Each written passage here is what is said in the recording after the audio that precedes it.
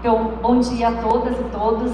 Queria muito agradecer, é uma honra estar aqui, o convite da Rede Brasileira de Monitoramento e Avaliação, que aqui quem nos fala é uma pessoa que é apaixonada pela vida, por esses processos de transformações de vidas e que vive isso há 35 anos. Então, eu queria abrir a mente nesse nosso painel para sair um pouquinho fora da caixinha, tá? Então, esse é o convite que eu faço aí para vocês. E essa menininha aí de 5 anos que viajou com o avô em direção à Amazônia, então imagina a honra de eu estar aqui a bordo de um Fusca quando meu pai faleceu. E ali se tornou a minha grande paixão de vida, conhecer os territórios, as pessoas e trabalhar por elas, né? Então uma homenagem ao meu avô. E eu digo sempre que a avaliação, o monitoramento há diversos caminhos, há muitos caminhos para você chegar no mesmo destino. Mas o caminho que você escolhe, a melhor direção, é algo muito especial e muito surpreendente. Então façamos boas escolhas nesse caminho, né? E aí, dentre todos os processos de monitoramento e avaliação, tem muitos que a gente pode seguir. Eu, como bióloga, me tornei uma profunda estudadora, né? Escutadora, eu já digo, né? Faço a escutatória, de conexões da natureza, de leitura intrínseca de como funciona a natureza, e transformei esses aprendizados em metodologias de processos de protagonismo social e de trabalho com as comunidades. Então essa é a minha leitura, por isso vocês vão ver muitas coisas nesse sentido. Começando aqui algumas recomendações, reflexões para o nosso painel, que sempre você vai fazer monitoramento e avaliação num território. Aquele território tem um cenário, ele é composto por pessoas, é composto por conexões, por talentos. Ele está passando sozinho aqui, sem eu... Ele está passando, eu tô vendo que ele está passando. Bom, vamos lá. Deixa eu só voltar aqui. Isso. Então, ele sempre tem um cenário, um território para a gente considerar, e a gente tem que idealizar o seguinte, que o teu monitoramento, o teu processo começa desde o design da sua iniciativa, durante a implementação, no meio da implementação, no final da implementação e do pós. É um grande equívoco a gente pensar em monitorar e avaliar quando a gente terminou de fazer as coisas. Então essa é a primeira grande reflexão que eu faço, a expertise, né, que o Instituto tem, e criar capacidades locais dos atores onde você vai trabalhar, criar capacidade dos seus próprios protagonistas e beneficiários, inclusive das equipes. Não é qualquer equipe que pode chegar naquela comunidade e fazer, exige um cuidado, um respeito, né? Precisa ser responsiva. Então aqui eu trago muito a questão dos saberes populares, saberes de comunidades para além dos saberes acadêmicos, tá? Então acho que esse é um ponto relevante. E portanto a avaliação é ensino-aprendizagem, é diálogo, é escuta, e acima de qualquer coisa, gente, olha, ele está mudando sozinho. A cada intervenção, um mundo de saberes. Então o que eu vou convidar vocês é façam leitura crítica das fotos que eu estou colocando aqui, que vocês vão identificar muitos indicadores de monitoramento e avaliação nessas imagens, né? O que as crianças reproduzem, como é que elas fazem, né? O que as populações trabalham. E o monitoramento e avaliação é para todas as idades e por todas as idades. Não existe essa coisa assim, vou monitorar, né, uma determinada faixa etária e construir. Ele está pulando sozinho, eu não sei o que está acontecendo, mas tudo bem, a gente vai dar conta aqui.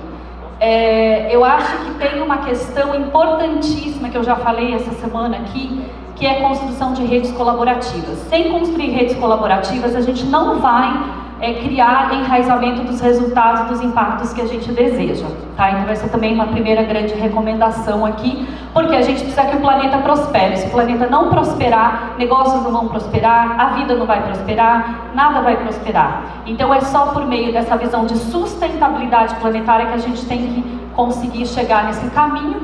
Eu sou uma das fundadoras do Instituto Supereco, é um instituto que esse ano vai fazer 30 anos em outubro, né? E que, por uma avaliação institucional, a gente decidiu ir para um território para criar um grande laboratório de boas práticas, que é o litoral paulista, porque detém os maiores remanescentes contínuos de Mata Atlântica, que é um bioma que ocupa o 5º lugar das 36 áreas mais prioritárias de conservação do mundo, né? Então a gente queria uma responsabilidade local para atuar globalmente também, né? Ali o nosso quintal onde moram as baleias. Se vocês quiserem nos visitar, elas estão lá esperando vocês exatamente nesse período. E a gente fica numa região de estresse hídrico e começa a trabalhar por gestão compartilhada de bacias hidrográficas, ou seja, tendo o território, tendo os atores fazendo gestão e, portanto, ali implementamos um projeto há 10 anos, que é o Tecendo das Águas, Serra, Terra e Mar, com a visão sistêmica Serra, Terra e Mar, com a parceria da Petrobras e uma rede de parceiros que a gente foi construindo ao longo do tempo, e que essa grande mandala que vocês estão vendo aqui, que é uma mandala metodológica, ela tem monitoramento e avaliação em todas as suas etapas. O mapeamento situacional para a gente é um grande instrumento de avaliação e monitoramento, já criar as redes colaborativas e o marco zero, quem são essas pessoas, quais são os desafios. Então aqui começa a nossa roda a girar e ela culmina, né, num processo incrível de protagonismo social e de transformação, inclusive de políticas públicas, tá? Então isso é bem legal. A metodologia principal nossa é aprender fazendo, Learning by Doing, pesquisação participativa. Então vocês veem aqui os atores, as crianças, os nossos materiais são feitos pelos nossos públicos junto conosco, né? Então eles veem o que eles querem realmente, né? Então aqui tem muito dessa tradução. Essa experiência aqui foi na Semana do Meio Ambiente, eu conduzi essa vivência, que se eu estou falando de território, reparem aqui a linha editorial que eu vou trazer, que é crianças que moram no morro, altamente vulnerabilidade, não conseguem ter a percepção, porque fazem mutirão de limpeza de praia toda semana conosco, por que o lixo chegou lá? Né? Então é todo um circuito que a gente faz de viver o processo ali, todo mundo tem uma bacia hidrográfica na mão, isso nunca você vai esquecer, o conceito de bacia hidrográfica com a palma da mão, a gente fez esse processo, e aí olha o que vem nos desenhos dessas crianças. Aqui você avalia, crianças que têm pouco letramento, crianças com muita dificuldade, olha a representatividade de uma bacia hidrográfica aqui. Olha a percepção que o lixo sai lá do alto da serra, aquele verdinho, e vai parar lá na praia. Né? Olha essa criança aqui do lado direito, que eu coloquei o coraçãozinho, uma criança atípica com autismo severo, mal fala. Ela conseguiu expressar o que é uma bacia hidrográfica, e ela no final disse, eu moro cachoeiro. Depois a gente soube que ela mora do lado da cachoeira, no alto da serra. Então criou um significado, a gente precisa criar significado. Avaliação sem significado não é processo de enraizamento, é informação, é dado, né? Então aqui um pouco isso. Nossa metodologia é ter lideranças comunitárias, grupos ciclos contínuos contratadas pelos nossos projetos, mão de obra local capacitadas, então aqui mulheres com histórias inspiradoras de artesanato, de pesca, de florestas, de agricultura, e elas vão contando o processo dela de transformação de vidas, e elas fazem monitoramento e avaliação de campo, são lideranças. Tem Dona Geni, chegou numa cadeira de rodas pra gente, depressão profunda, AVC, mal falava. É a nossa principal líder há 10 anos na comunidade, mulher de pescadora. E é isso, ela conta a história dela, né? Aqui tem, nossa, tem tanta história, mas a gente tem e-books, a gente tem documentários nessa experiência toda. E olha que incrível, essas mulheres empreendedoras do nosso núcleo de economia criativa, junto com os pescadores, a gente constrói os nossos instrumentos de aplicação das metodologias. Então esse tapete de contação de história nos ajuda a contar histórias e trabalhar o repertório de saberes locais e avaliar o que as crianças conhecem, que fim elas vão dar para a história. Isso é a vivência delas, elas foram lá ver a bacia, tem um tapete, e a gente está voando com esse tapete, levando para os hospitais de câncer, junto para a Azul, com Voando Azul, né? O Voando Alto da Azul. Eu tenho a honra de trabalhar nesse projeto com crianças oncológicas. No momento, nos meus 5 anos de tratamento de câncer, eu frequentei esses hospitais trabalhando por aquelas pessoas, e me solidarizando com as mães, com as famílias. É um projeto que me emociona muito. E esse aqui também é bem interessante, aquelas pastas que vocês estão vendo são feitas de reaproveitamento de banner, com informações que os pescadores nos trouxeram como essenciais, por uma observação que eu fiz no posto da colônia de pesca, que eles colocavam os documentos deles na sacolinha plástica para não molhar, para ir na embarcação. Eu olhei aquilo e falei, opa, tá errado. Vamos transformar isso em produto, em geração de renda, em conexão, e hoje as ecoempreendedoras fazem esses produtos. Né? Isso é muito incrível, porque vocês estão percebendo que vai se criando uma rede de colaboração, de significado? E aqui tem lá o resultado que a gente precisava atingir, e aqui eu não preciso nem dizer, as figuras dizem o que a gente conseguiu. Empreendedoras que faziam o necessaire do Snoopy para vender no litoral, hoje trabalham em toda uma linha de oceanos. Inclusive o colar que eu estou portando aqui, a nossa linha de biojoias, ela é feita de vidro que a gente retira do mar, que é polido pelo mar e a gente tem uma linha de biojoias, tá? Contando histórias de valor. Educomunicação é uma ferramenta, gente, se atentem para a educomunicação para trabalhar com crianças e jovens para monitoramento e avaliação.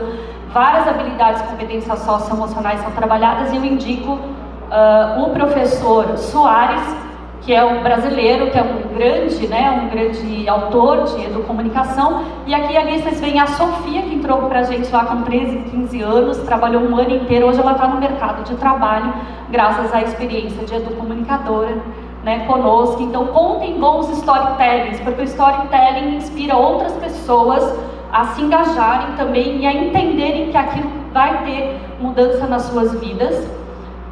A culminância, para nós, a gente faz a culminância desse projeto com um grande festival, ele já está na 6ª edição, são mais de 2.000 pessoas que frequentam esse festival, mais de 40 instituições.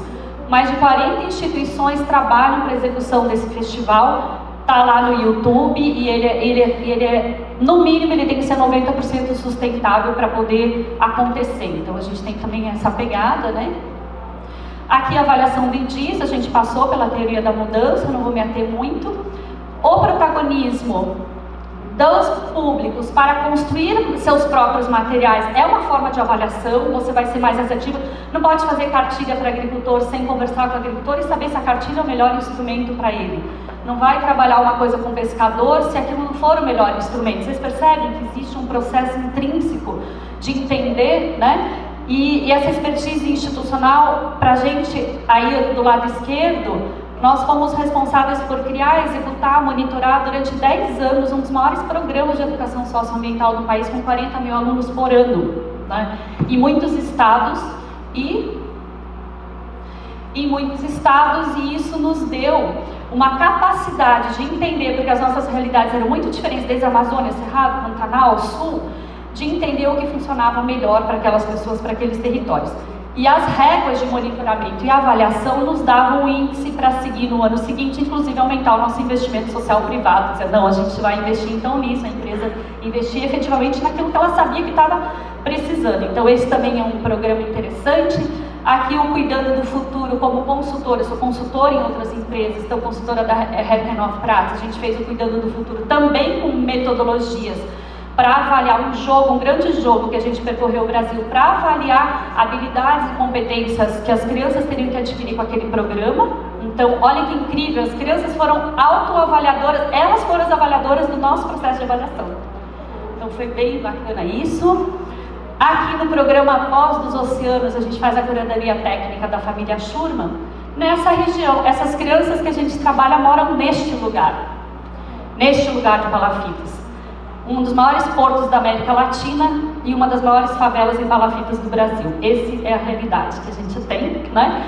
E aqui, também por meio de jogos, de dinâmicas, de processos, a gente consegue esse nível de resultado, da criança representa exatamente a sua realidade, aqui a gente consegue avaliar de fato qual o caminho a seguir com o programa, né? Essa criança aqui também do lado direito, que eu ponho o coraçãozinho, é uma criança de autismo severo, que mal consegue ficar dentro da sala de aula, ela não queria fazer atividade de jeito nenhum, e no fim ela reproduz, gente, ela reproduz todas as crianças sentadas na sala de aula, que ela estava fazendo a cartinha da terra das crianças do litoral. A sequência, o formato, me emociona tanto isso, porque essa criança virou um problema para a escola. E criança e jovem não é problema, criança e jovem é solução. Então, a equipe que vai trabalhar tem que ser uma equipe com muita sensibilidade. Você não está indo lá só avaliar, você está indo para acolher, para compreender, para fazer aquela criança subir um degrau, sabe? E é isso que eu vivo, é isso que a nossa equipe vive, e é isso que a gente acredita que tem que acontecer, tá? Então, já estou finalizando. Priscila, outra líder comunitária nossa de Guarujá, se descobriu na avaliação fazendo facilitação gráfica, hoje está fazendo um mestrado na Colômbia. Tá, então, que incrível essa história de transformação.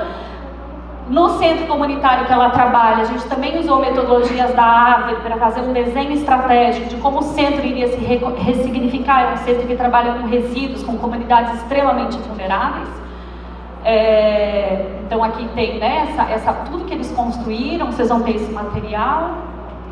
Aqui a dinâmica de árvore para trabalhar com povos e comunidades tradicionais do estado do Mato Grosso. Imagina índio, mãe de santo, pastor, ribeirinho, geizeiro, no mesmo lugar.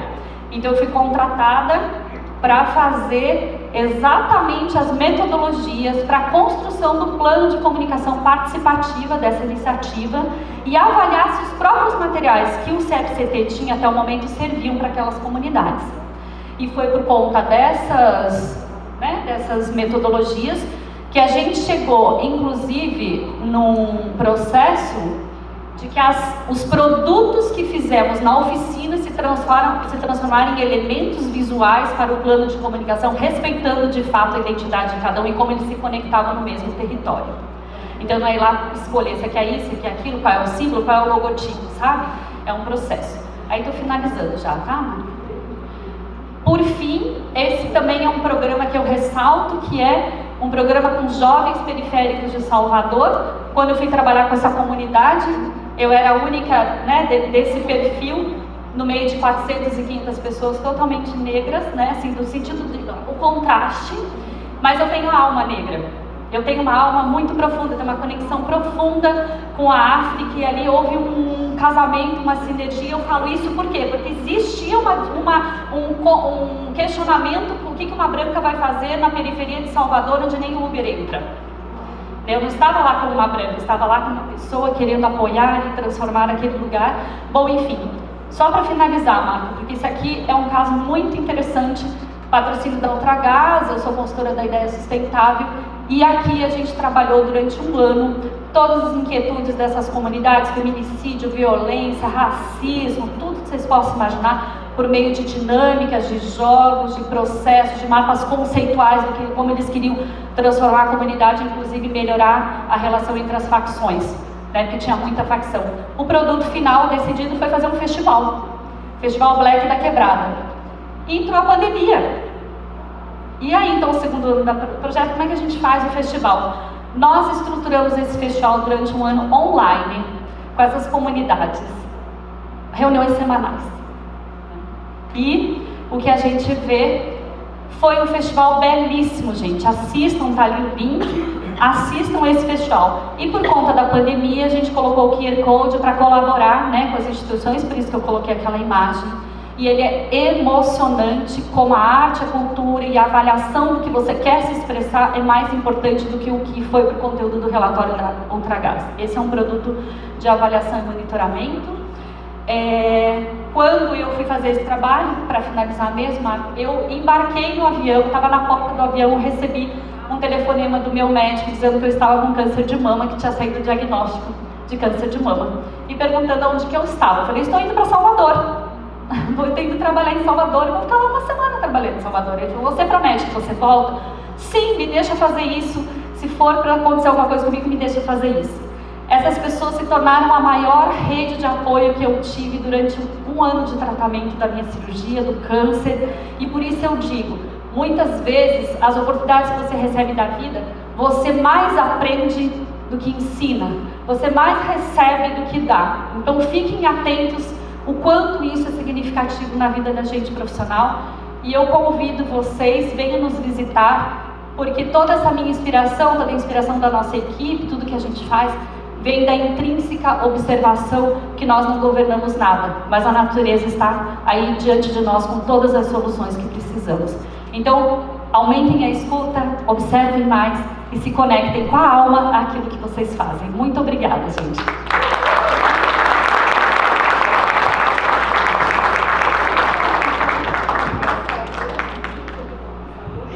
Obrigado. Tem que fazer um curso de passador. É porque eu acho que às vezes quando balança a mão acaba perdendo. Bom, obrigado, Andri. Muito legal a sua apresentação, emocionante. Emociona também, você passa emoção. E quando a gente vê monitoramento e avaliação com emoção, fica mais gostoso, né, trabalhar com essa área. E aí o que eu achei muito interessante da sua fala foi que a gente está falando de metodologias qualitativas e você não falou das mais conhecidas, ou das que, quando a gente fala de metodologia qualitativa, a gente pensa em grupo focal, entrevista, E você trouxe as técnicas gráficas aí do comunicação, os jogos, né, a árvore de valores, o próprio festival, né, como formas diferenciadas aí de gerar dados para o monitoramento e avaliação. Obrigado. Bom, vou passar agora para o André. Acho que é aí do lado, ó, ver se está. E o passador.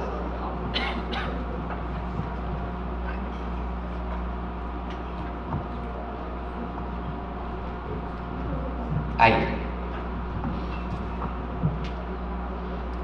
Bem, bom dia. Eu queria primeiro agradecer o convite da Rede Brasileira de Monitoramento e Avaliação, na figura da Carol, do Marcos, da Márcia. Por falar em inclusão, eu vou me permitir aqui fazer minha autodescrição. Eu sou um homem branco, sul-americano, de 48 anos, 1,85 m, 105 quilos, perderei alguns. Nesse momento, né, uso cabelo curto, barba, um pouco grisalha. Estou usando uma camisa polo preta, calça jeans azul escura, uma bota preta, e tenho no meu antebraço um bracelete tatuado com 5 símbolos adinkras dos povos Asante do Ghana. Eu sou pesquisador, professor e pesquisador extensionista da Universidade Federal de Minas Gerais. Atuo na universidade, tenho dedicação exclusiva com a universidade e atuo na universidade na coordenação de um dos seus maiores programas de extensão, ensino e pesquisa social aplicada, que é o programa Polos de Cidadania. Falando um pouco do meu lugar e do nosso lugar de fala, o Polos ele é um programa transdisciplinar de extensão, ensino e pesquisa social aplicada, voltado, né, para os direitos humanos e a construção de conhecimento a partir do diálogo entre diversos e diferentes saberes, sejam eles científicos, tradicionais, populares. Em um momento de tantos ataques à ciência no nosso país, obviamente valorizamos a ciência, valorizamos o conhecimento científico, mas também o diálogo com saberes tradicionais, saberes populares.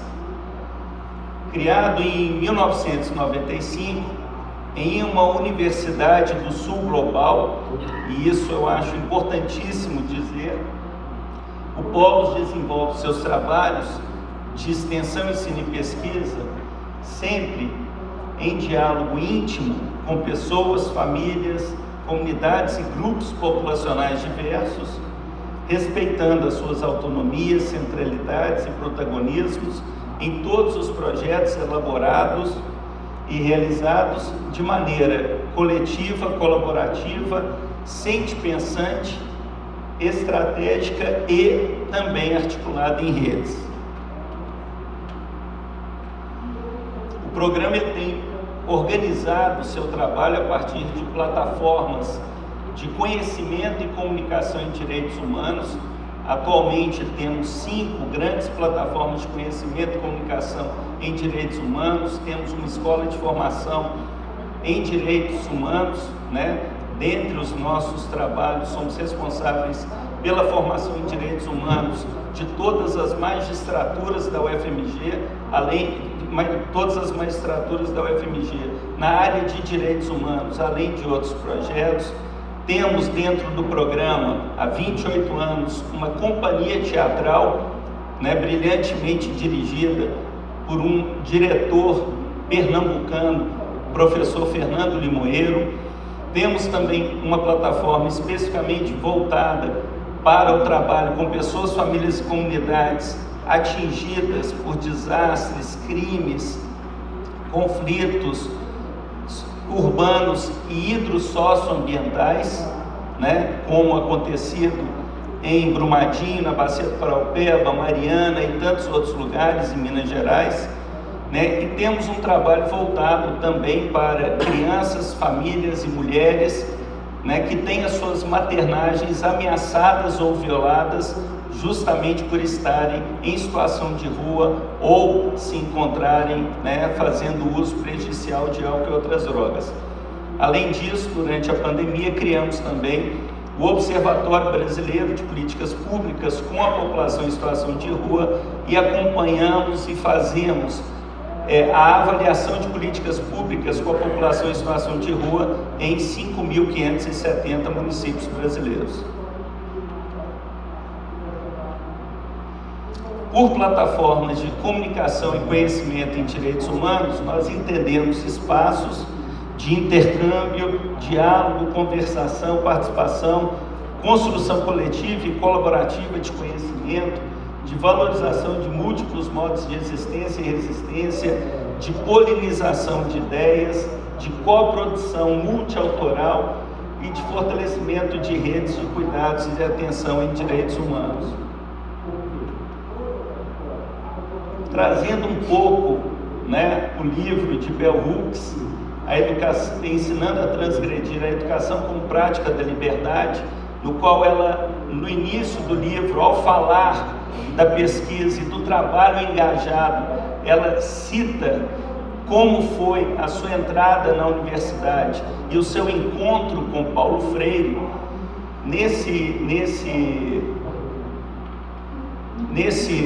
livro, a Bell Hooks ela vai dizer, né, da importância do trabalho engajado em nossas vidas, considerando esse engajamento enquanto partilha, coletividade. Eu fiz aqui uma nuvem de palavras presentes nesse capítulo, mais especificamente em outros também do livro de Bell Hooks. Então, ela vai falar de partilha, diálogo, poder. Ela vai falar de coletividade, respeito, afetos,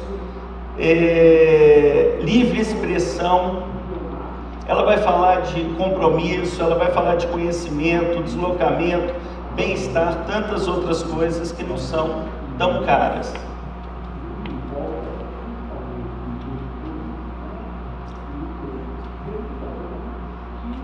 Eu não sei se é de conhecimento de todas aqui, todas as pessoas, mas o termo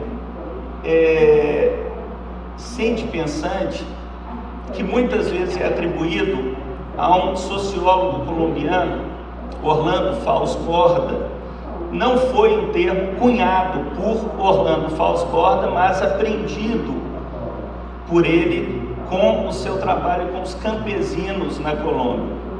Orlando Fausto Borda, que é esse daqui, né, ele tem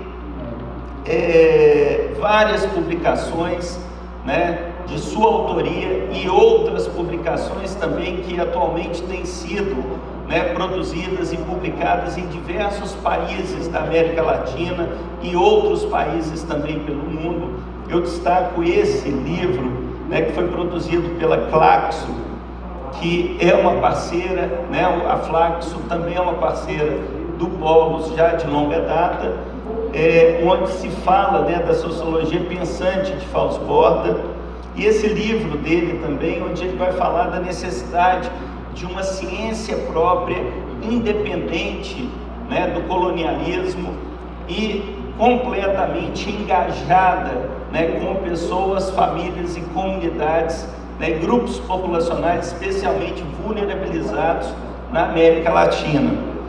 Por Sente Pensar, o Orlando Fausto Borda, ele vai dizer, em diálogo inclusive com Paulo Freire, ele vai falar que as nossas ações, as nossas intervenções, os nossos trabalhos, eles precisam ser dialógicos, críticos, reflexivos, eles precisam ser trabalhos horizontais, mas necessariamente é preciso que esses trabalhos sejam sente-pensantes, ou seja, que nos permitamos, né, nos deixar afetar, né, pelas relações e interações que estabelecemos, assim como também que tenhamos uma compreensão, né, da forma, das diversas maneiras que também afetamos os outros, né, e afetamos não somente outras pessoas, mas afetamos também os territórios, os ambientes nos quais dialogamos e nos quais atuamos. Trazendo um pouco agora também, né, uma pessoa que é também referencial dos nossos trabalhos, Sueli Carneiro. É muito interessante que a Sueli, ela diz que como negra não quero ser objeto de estudo e sim sujeito da pesquisa, né? Nesse livro da Sueli, né, Dispositivo de Racialidade, a construção do ser como não ser, né, a construção do outro como não ser, como fundamento do ser, a Sueli, ela faz uma riquíssima análise e temos destacado o nosso trabalho e falando da qualidade de avaliações, não somente de avaliações qualitativas, mas falando também da qualidade das nossas avaliações, né, compreendemos que as práticas avaliativas que são realizadas pelo programa há mais de 29 anos, elas precisam também ter como indicadores, nesse caso, a centralidade, as autonomias e os protagonismos, né, daqueles, né, corpos, territórios com os quais atuamos e com os quais dialogamos. Nós elaboramos um modelo, né, para o programa Polos de Cidadania, não somente dentro da ciência, né, dentro da produção de conhecimento científico, fala-se muito de validade científica, fala-se muito de validade interna, validade externa dos projetos, mas muitas vezes se esquece de falar, né, esquecemos de falar de validade social, né, que, a nosso ver, deveria estar no coração de todas as práticas, inclusive as práticas avaliativas realizadas considerando a justiça social, considerando a justiça ambiental, né? Em nossos trabalhos, seja no Observatório Brasileiro de Políticas Públicas com a População em Situação de Rua, seja nas outras plataformas, né, nas quais atuamos, temos sempre essa preocupação, né, de pensarmos métodos qualitativos e pensarmos na qualidade das práticas avaliativas, sempre considerando a centralidade, as autonomias e o protagonismo das pessoas que devem ser, de fato, né, condutoras de todo o processo avaliativo no qual estamos envolvidos. No Polos, nós não realizamos avaliações, nós não realizamos nenhum projeto que não seja concebido, inclusive estrategicamente, coletivamente, colaborativamente, com as pessoas, comunidades, famílias e grupos populacionais com os quais dialogamos, né, com os quais também somos afetados e deixamos afetar. Aqui são alguns trabalhos que realizamos, especificamente, né, de avaliação de políticas públicas com a população em situação de rua, e aqui é importante destacar isso. O observatório não é o observatório de políticas públicas para ou sobre a população em situação de rua, mas é o Observatório Brasileiro de Políticas Públicas com a população em situação de rua. O nosso diálogo, os nossos trabalhos, eles sempre são realizados, definidos e decididos estrategicamente com os movimentos da população em situação de rua no país, sempre, né? Nós não realizamos trabalhos, digamos assim, a partir de contratações de terceiros, né, sem antes definirmos estrategicamente qual será a nossa atuação. Temos também trabalhos especificamente voltados para avaliação de danos decorrentes de atividades e de empreendimentos, né, especialmente minerários, né, no nosso caso, no estado de Minas Gerais, né. Então temos um trabalho de avaliação de diversos danos voltados a esses projetos, destacando as inúmeras violências realizadas por mercados, né, por empresas, né, mineradoras e pelo próprio Estado. Né? Recentemente produzimos um trabalho que subsidiou, junto às famílias das 272 vítimas do rompimento da barragem da mina do Córrego do Feijão em Brumadinho, fizemos um trabalho de avaliação dos danos, né, que subsidiou uma decisão que foi fundamental para as famílias de reconhecimento de danos pela Justiça, né, em Minas Gerais. É esse relatório que está acessível para vocês. Né? Falamos do dano morte, da necroeconomia, do dano existencial, do rompimento da barragem da Vale em Brumadinho. E por fim, Marcos, gostaríamos de considerar 5 pontos aqui fundamentais ao falarmos de métodos qualitativos e de qualidade de avaliações realizadas no nosso país, né, no sul global. Primeiro, o compromisso, né, de imediata interrupção da reprodução e perpetuação de diversas violências e violações de direitos.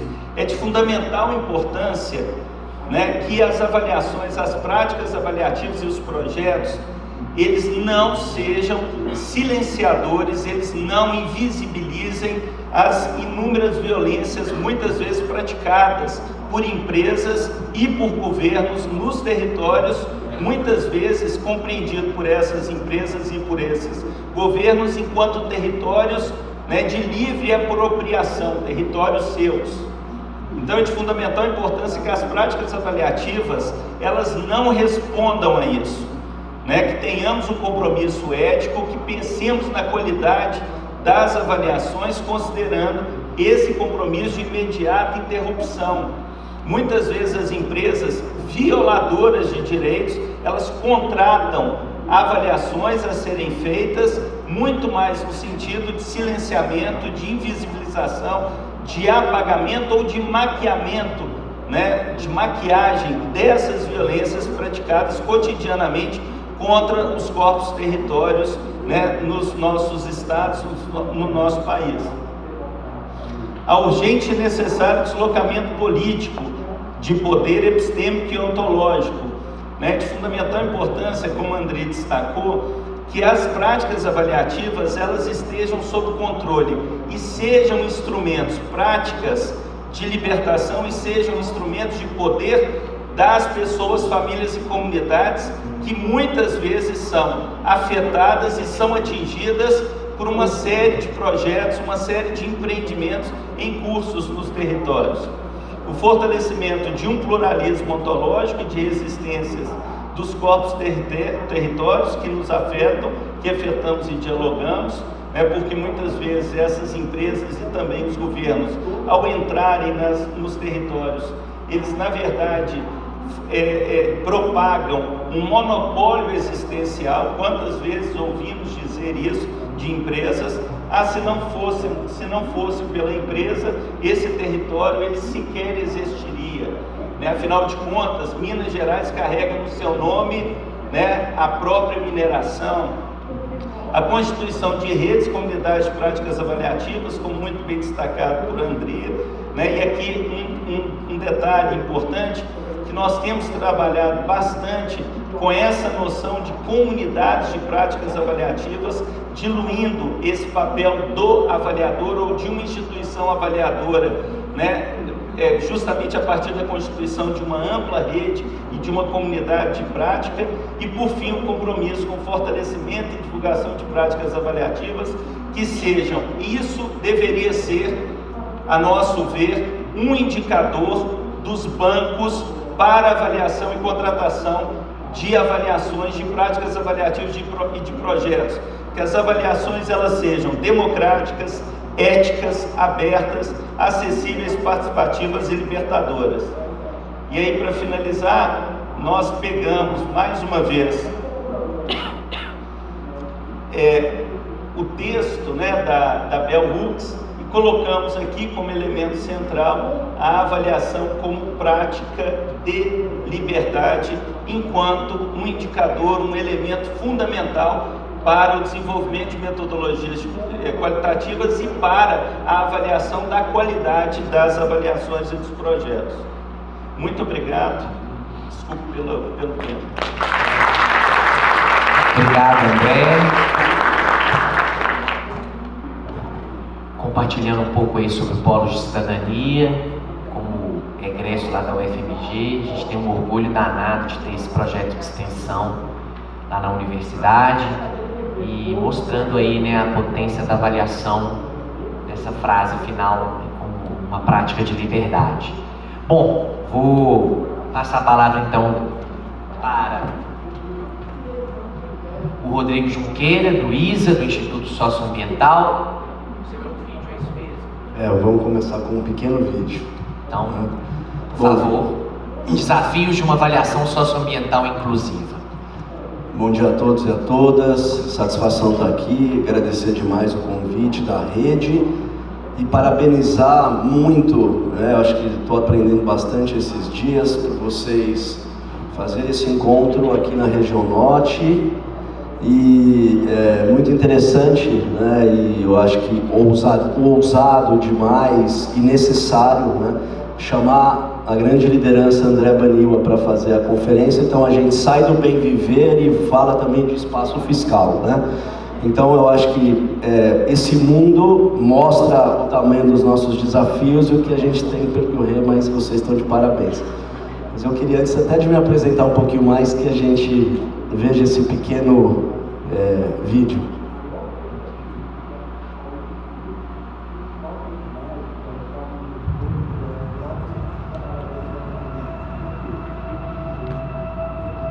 Nós estamos aqui há milhares de anos e, apesar de tudo, continuamos firmes, fortes, em pé. Você pode fingir que não se importa, que não vê.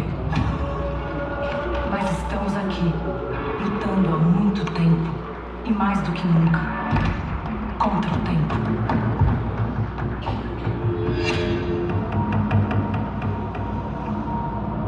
Se ainda existe alguma biodiversidade, é por nossa causa. Se chove na cidade ou no campo, também é por nossa causa. Se a medicina tem onde pesquisar novas curas, é porque estamos aqui. Mas não dá mais para sermos ignorados, para passar a vida com gente, tentando derrubar a gente.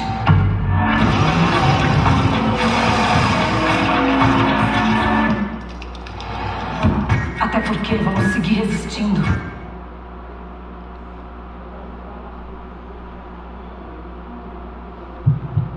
Bom, acho que deu um probleminha aí no filme, ele ainda continuava. Firmes.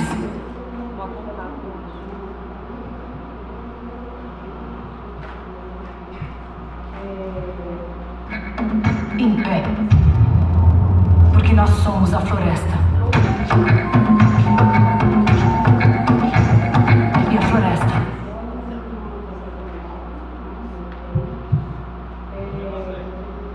Bom, somos nós.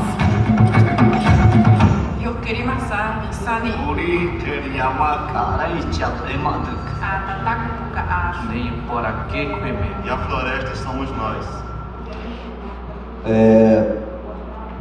Bom, eu sou o Rodrigo Junqueira, né? Trabalho no Instituto Socioambiental, uma organização que completa 30 anos esse ano, acreditando que a dimensão social e ambiental caminham juntos, ao lado, né, sempre ao lado dos povos da floresta, né, e podendo propor, né, e contribuir no desenho de soluções para dar conta dos desafios que estão colocados aí. Esse pequeno filme foi uma campanha que a gente fez há 5 anos atrás, né? De 5 anos para cá, muitas coisas mudaram. A gente vivenciou esse último governo e, ao mesmo tempo que teve todo um conjunto de ameaças aos direitos territoriais, os direitos desses povos, também se culminou com uma maior autonomia, um maior protagonismo desses povos. né? Não é por acaso que hoje a gente tem o Ministério dos Povos Indígenas e essas lideranças, né, ecoando e mostrando o que eles têm. Peraí, deixa eu só... Antes de... Eu tô que nem a André aqui.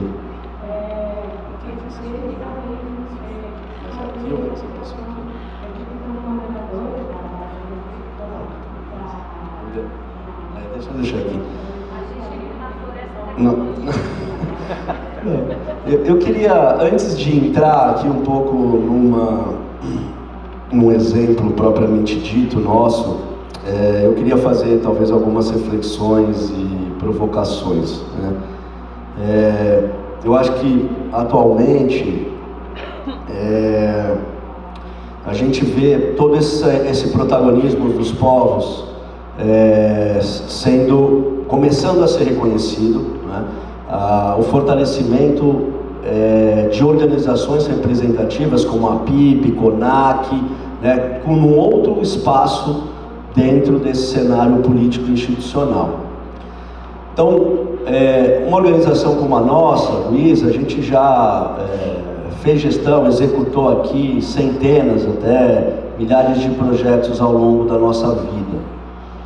E aí, claro que esses projetos, né, desde que a gente concebe o projeto até fazer o próprio processo de monitoramento e avaliação, a gente vivenciou muitas coisas de lá para cá, pode imaginar. Agora, assim, a gente entende que essa dimensão do monitoramento e avaliação dos processos, ele não tem como estar descolado da vida dos territórios, como foi muito falado aqui na mesa de ontem, e dessa realidade para o qual vive esses lugares. Então, às vezes é bastante, no mínimo, intrigante quando um financiador exige uma avaliação e um percentual de valor que você tem que colocar, quando uma organização não tem nem os recursos para pagar o seu salário, para pagar seus custos de manutenção, né? Não sabe se vai ter que demitir as pessoas no final do mês, né? Então, essa conversa, às vezes, ela tem chegado muito atravessada, né? De um jeito que eu acho que a gente vive um momento muito delicado nessa história. Porque, como a gente está vendo em todas as mesas, ninguém mais nega a necessidade de existir isso. Agora, a gente não tem a coragem de reconhecer que a gente sabe fazer muito pouco disso, né? E aí a gente acaba gerando um impacto bastante perverso, né? Eu queria trazer aqui dois pequenos exemplos. A gente passou recentemente por uma avaliação em que tinha toda essa questão, né, de preciso escutar os beneficiários, tudo isso, tá? O avaliador, ele foi para as comunidades, né? Mas, infelizmente, né, de um organismo que não cabe a gente dizer aqui, mas o avaliador, ele já estava praticamente com a sua avaliação pronta, né? Quando a gente olha as recomendações, elas já estavam definidas, aonde a pessoa está conversando com as pessoas que ali estão participando desses processos, desses projetos, mas que, seja porque era uma orientação do própria liderança da instituição, seja pela sua pouca capacidade de ter uma outra abordagem, mas aquilo que a gente também tem falado muito aqui, aquilo agregou nada para o trabalho, nada. Pelo contrário, né? Ele era, como ontem o Rogério comentou, era um inquisitor que depois gerou um relatório que não gerou nenhum aprendizado. Isso é um exemplo, mas o que a gente tem observado é que isso tem sido muito comum, né? Onde parece que os órgãos financiadores estão mais preocupados em não tomar risco nessas operações do que efetivamente ser coerentes com o que eles estão descrevendo. Então não dá para a gente achar que um projeto, uma organização pequena, o ISA até que é grande, uma organização relativamente grande, ele vai poder prestar conta, fazer avaliação e monitoramento todo mês, de 3 meses. você aloca 50 mil reais e tem consultor ligando toda semana, todo mês para isso. Isso não tem viabilidade, gente. Entendeu? Claro que isso não tem como dar muito certo, né?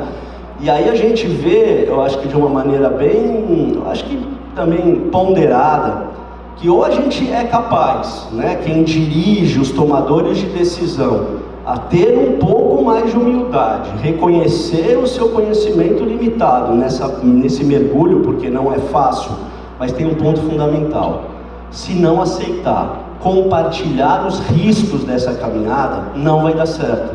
Não tem como dar certo, porque existe uma assimetria de poder e financeira muito poderosa, como todos nós sabemos. E eu acho que a gente vive um momento agora mesmo, que eu estou falando muito da inflexão. Está todo mundo no discurso, estamos juntos, mas as práticas ainda estão muito distantes, né? E eu acho que até de uma maneira um pouco assustadora, porque eu acho que a gente evoluiu em relação a muitos aspectos desse, tá? E aí eu queria trazer aqui Nossa, já? Não, rapidinho aqui, só para... assim, essa é uma das áreas que a gente trabalha, né? Aqui do lado, no Xingu, na bacia do Xingu, são 51 milhões de hectares, né? 27 milhões de hectares de áreas protegidas, são 21 terras indígenas, 9 unidades de conservação, são 20 povos que estão aqui, falando 20 línguas, né? E muitos comunidades ribeirinhas. Aí eu queria mostrar aqui um pouco esse esforço nosso de monitoramento e avaliação visando essa adaptação para o bem viver e a qualidade de vida desses povos, né? Então a gente tem 4 iniciativas que estão distribuídas aqui no Mato Grosso, 3 no Pará, né? Esse monitoramento territorial independente da Volta Grande do Xingu, que é feito com um esforço coletivo. Eu também escutei muito de redes de pesquisadores das universidades do Pará, da USP, Fiocruz, do INPA, e dos pesquisadores ribeirinhos, mostrando para a Norte Energia, que é a concessionária lá de Belo Monte, você já escutava essa história de Belo Monte, de que o tal hidrograma de consenso não tem nada, e que aquilo está matando os povos dele. Então a gente está há 10 anos junto com eles, mostrando, e pela primeira vez agora o IBAMA, em 3 reuniões, reconheceu esse material, e isso vai incidir na política pública para mudar o esquema da vazão, né? Isso daí depois tem um conjunto de materiais que depois vocês podem ver. A gente tem esse trabalho na Terra do Meio, que é aqui também na região de Altamira, o monitoramento da qualidade de vida, né? Como é que isso está acontecendo, e tem um conjunto com esses pesquisadores que são os próprios ribeirinhos, junto, né, nesse arranjo, para que a gente consiga constituir um fundo socioambiental para mostrar que os serviços que eles prestam não é só para a comunidade deles, é um serviço que é para a gente também conseguir dar essa contribuição para a vida e para o planeta. Aí tem um conjunto de dados, né, só para vocês mostrarem, só para vocês verem, né, tudo que a gente vem monitorando aí com esse rol de associações locais, né, os órgãos públicos, as universidades, nesse esforço. Esse daqui é esse grupo, né, que chama Monitoramento Ambiental Territorial Independente, MAT. Essa aqui é a Volta Grande do Xingu, né? Não sei se vocês sabem que, na verdade, ele não alagou, né, as comunidades, ele tirou a água deles, né, reduziu a vazão de uma maneira bastante complicada, e que se tem uma luta há 10 anos sobre isso. Então tem todo o estudo, todos os monitoramentos, que é de uma forma bastante colaborativa entre esses pesquisadores, né, da academia. Aí vocês têm o nome deles, né, quem é que está junto, o FPA, a USP, o INPA, com projetos de pesquisa, mas com projetos também que viabilizam. Eu escutei muito também a questão da sustentabilidade da avaliação. Para a gente poder ter um impacto, a gente precisa ter fôlego para que isso aconteça, né? A gente tem esse trabalho na terra indígena Panará também, que é um trabalho relacionado à qualidade da água, sobretudo vendo o impacto dos agrotóxicos, né? Então isso também é feito pelos povos indígenas, né? Esse povo Panará. E um trabalho relacionado ao manejo do fogo aqui no território indígena do Xingu, no Mato Grosso, no antigo Parque Indígena do Xingu, para que a gente consiga, né, eles consigam projetar o que precisa ser adaptado. Então, então a gente está começando a desenhar uma rede de monitoramento colaborativo dos povos do Xingu, numa articulação maior, que é essa Xingu Mais, né, que é uma oportunidade bastante interessante para que a gente possa produzir esses dados e as interpretações para fortalecer a gestão territorial e a qualidade de vida nesse contexto de crise climática. Tá?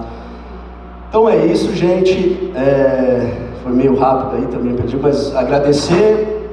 O ISA, como eu falei, faz 30 anos esse ano. A gente, para quem é de São Paulo, quem estiver passando por São Paulo, vou fazer aqui um jabá, está tendo uma exposição lá no Museu A Casa, ali em Pinheiros, e a gente conta um pouco essa história desses 30 anos ali nessa exposição. Vai ter algumas conversas, alguns debates também.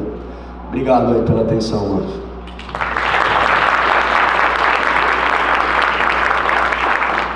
Obrigado, Rodrigo. Pedi desculpa a vocês aí, acho que estamos com esse probleminha técnico, as apresentações estão passando automaticamente, não conseguimos resolver ainda, mas já passar a palavra aqui agora então para o José Gilberto Bauri, oficial de monitoramento e avaliação da Unicef, que vai falar entre vozes e vivências, avaliação participativa dos centros comunitários da paz. Muito obrigado. Eu vou ficar ali, eu acho mais fácil apresentar. Bom dia a todas e todos. É um prazer estar aqui com vocês. Eu agradeço muito o convite da Rede Brasileira de Monitoramento e Avaliação para apresentar e compartilhar com vocês essa experiência. Primeiro eu vou me apresentar muito brevemente. Meu nome é José Gilberto Boari. Eu trabalho há 15 anos no setor social. Posso tentar passar? Parece que está funcionando.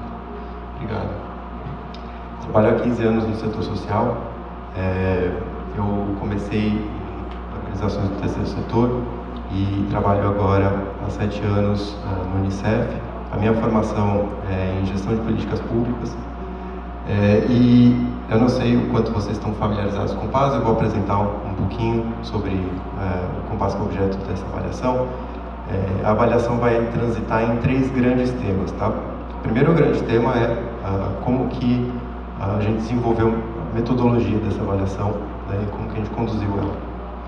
A segunda parte a gente vai falar um pouco sobre as estratégias de comunicação que a gente adotou, e a terceira parte o uso que a gente tem feito dessa avaliação, né? Então,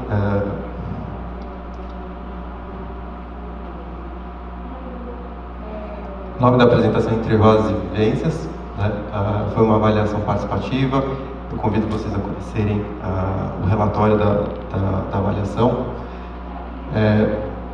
Para dar um contexto sobre o objeto que a gente avaliou, né? Acho que é de conhecimento geral, né? Pernambuco é um estado particularmente com uma questão de violência muito acentuada. Recife, a gente sabe que as grandes cidades em Pernambuco são muito afetadas pelos homicídios, e crianças e adolescentes, elas são particularmente um alvo principal, né, nesse problema social. Em 2016, a Prefeitura de Recife ela iniciou uma estratégia que é o Compass. Eles começaram a instalar equipamentos que hoje são 5 equipamentos, mas em 2016 eles iniciaram essa iniciativa e foram aumentando ao longo do tempo.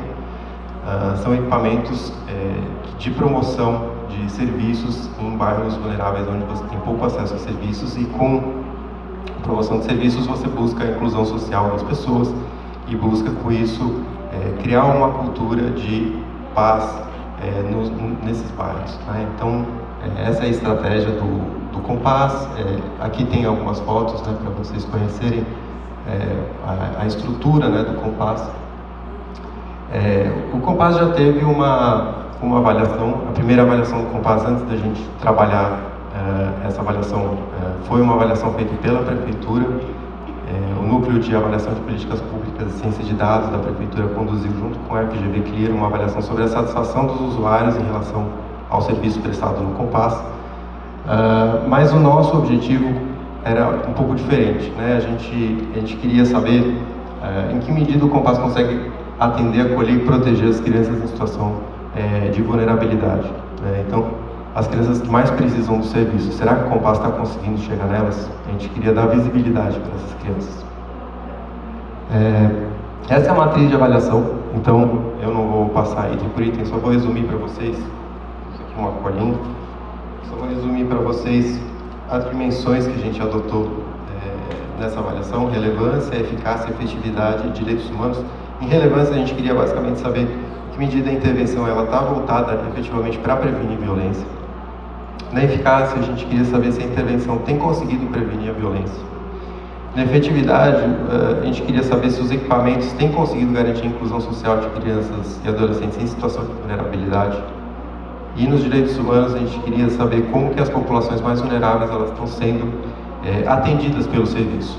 Então foi com base nessas questões que a gente começou a desenvolver essa avaliação. Foi um processo muito participativo, envolveu o núcleo de avaliação de políticas públicas e ciência de dados da prefeitura, envolveu o pessoal do próprio Compass, né, as equipes de gestão do Compass. A gente fez um processo muito participativo para entender quais eram as perguntas que a gente gostaria de responder e definir a metodologia em conjunto. O Compass já tinha uma teoria de mudança, a gente aproveitou a teoria de mudança para trabalhar essa avaliação. Eu não vou entrar em detalhes, mas isso está bem descrito no relatório. A primeira parte da metodologia, ela consistia na aplicação de questionários estruturados. Então não é uma pesquisa apenas qualitativa, ela é métodos mistos. Então ela tem uma parte quantitativa, onde a gente fez um levantamento de dados por meio de um questionário estruturado, e o objetivo desse questionário estruturado era buscar coletar informações sociodemográficas da população que está no entorno do Compass. Então a expectativa do equipamento é atender a população que está no raio de 1 quilômetro do Compass. Então nós fizemos realmente questionários estruturados e com uma amostra representativa dessa população, olhando para adolescentes de 13 a 17 anos, mães, pais, cuidadores e funcionários do Compass. Esse daqui é um mapa mostrando onde as pesquisas aconteceram. Parte das pesquisas aconteceram em domicílio, parte na rua, espontaneamente. Os questionários estruturados eles foram conduzidos por pesquisadores da comunidade, né? Então foi um grupo de 5 pesquisadores da comunidade, pesquisadores e pesquisadoras da comunidade, que foram entrevistando as pessoas. A segunda parte da metodologia consistiu em grupos focais. E nos grupos focais a gente queria aprofundar algumas informações que a gente obteve dos questionários estruturados, entender um pouco melhor sobre como que as crianças e adolescentes estavam indo ao Compass, quais eram os motivos pelos quais eles não estavam indo, a sensação de segurança para chegar até o Compass, enfim, algumas questões que a gente queria trabalhar de forma mais aprofundada, né? Essa é uma foto, né, dos grupos focais que foram conduzidos, nesse caso com mães, pais e cuidadores, com os adolescentes. Também tivemos com a equipe do Compass, né, para entender um pouco a visão deles sobre o acesso dessas populações no equipamento, né. Uma informação importante que eu não falei, dos 5 Compass que existem, na época que a gente começou a avaliação, tinham só 4. E a gente realizou a avaliação em dois dos 4 Compass. Isso por uma questão de restrição orçamentária mesmo, e também a gente queria entender, a gente escolheu os 2 Compass, Miguel Arraes, aqueles que eu mostrei, né? Enfim, aqueles dois Compass. A gente, aqui, e Ariano Suassuna, né? Ariano Suassuna e Miguel Arraes. A gente escolheu esses 2 Compass porque eles estão próximos entre si, e a gente queria entender também a interação entre eles e a interação com outros serviços na região, numa perspectiva de atuação intersetorial. Então, como esses equipamentos estavam funcionando para garantir de forma integral a proteção das crianças. Crianças e adolescentes, perdão. A terceira parte da metodologia foi uma oficina de leitura, no qual a gente trabalhou com crianças E a ideia dessa oficina de leitura era sensibilizar as crianças para elas, a partir da perspectiva delas, apresentarem as dificuldades de acesso ao compasso, né? Então, aqui vocês podem ver uma foto, né, das oficinas de leitura. Elas trabalharam desenhos, né, apresentando um pouco da percepção delas, e aqui alguns desenhos, né? E acho que é interessante, né, analisando esse desenho, eu acho bem interessante mostrar a perspectiva da criança, né? Bem na linha do que foi apresentado antes.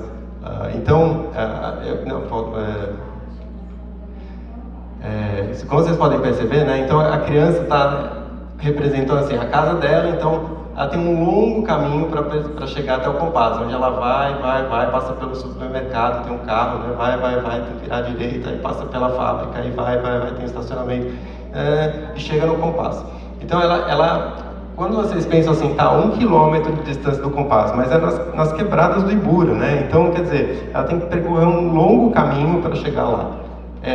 Tem um sol escaldante, né? Não é nesse, é no outro desenho. Era no outro desenho. Não, aqui, ó, é o sol aqui. O sol tá aqui. Ele não tá aparecendo por conta da definição, mas tem um sol escaldante no meio do caminho, né? Para quem está indo de carro é ótimo, porque tem vagas disponíveis, mas ela não está indo de carro. Então, tem essa questão, né? E carro foi a palavra mais falada pelas crianças, justamente porque a cidade não foi feita, né, para elas transitarem pela cidade, né? O carro é uma ameaça para ela que está indo até o compasso. Então, foi bem interessante os resultados que a gente teve em relação a essa consulta com as crianças. Obrigado. Nós tivemos um comitê científico para acompanhar todo o processo, né, de avaliação. Esse comitê científico foi composto, né, pelo Unicef, pelo Coletivo Massapê, que foi a empresa que implementou a avaliação, pelo Núcleo de Avaliação de Políticas Públicas da Prefeitura, equipes do Compass, etc. E foi muito importante para a governança, porque acompanhar a pesquisa de 15 em 15 anos, você constrói uma relação e você constrói confiança, credibilidade, para as pessoas compreenderem que a gente não está lá para atacar o projeto, mas sim para construir, para melhorar o projeto, uma avaliação formativa. Então, essa sempre foi a toada que a gente deu para esse processo de construção. Esse daqui é um quadro com os participantes de cada um dos momentos, né? Foram 876 participantes diretos, mas a gente também teve mais de 100 aplicações de questionário piloto, etc. Então, facilmente para pessoas envolvidas nesse processo. Um ponto importante quando a gente está falando de avaliação com crianças e adolescentes é ética na coleta de dados. E esse é um ponto fundamental, não só pela parte normativa. É importante a gente passar por um comitê de ética isento para fazer uma apreciação sobre os instrumentos de pesquisa. É importante você ter termos de assentimento para uso de imagem, para entrar em temas delicados com as crianças. Enfim, você tem que ser muito transparente em relação à abordagem que você está tendo. E também na forma como você lida com o público, né? Isso é fundamental, isso também faz parte da ética. Então, você não está trabalhando temas fáceis, as pessoas têm histórias de vida, você precisa ter muita consciência quando você está fazendo esse tipo de pesquisa. Alguns desafios e aspectos positivos desse processo, né? Então, desafios, primeiro, identificar e mobilizar os adolescentes para as atividades de avaliação. Realmente você precisa de uma equipe multidisciplinar que consiga trabalhar com esse público, você precisa, para identificar as pessoas, você precisa ter pessoas da comunidade que conheçam a região. O Coletivo Massapê é uma organização que foi a implementadora da pesquisa que é de Pernambuco, conhecia o Ibura, né, que é a região onde está o Compass, onde a gente, o Ibura o Ibura, isso é um tema para outra apresentação, mas os dois o Compass Ariano Suassuna e o Miguel Haas, né? Segunda parte, contextualizar ferramentas e métodos para os diferentes públicos. Então, garantir que você consiga levar ferramentas e métodos adequados para os diferentes públicos para você conseguir coletar essa informação. Tempo e logística para realizar a avaliação. Então, todos os processos de ética, etc., eles tomam tempo. Então, isso foi falado em um dos painéis, acho que ontem. Então, ser generoso com o tempo e conseguir fazer as etapas da forma adequada. Foi difícil nessa pesquisa, porque a gente sempre está correndo contra o tempo. Aspectos positivos, né? Participação comunitária ativa.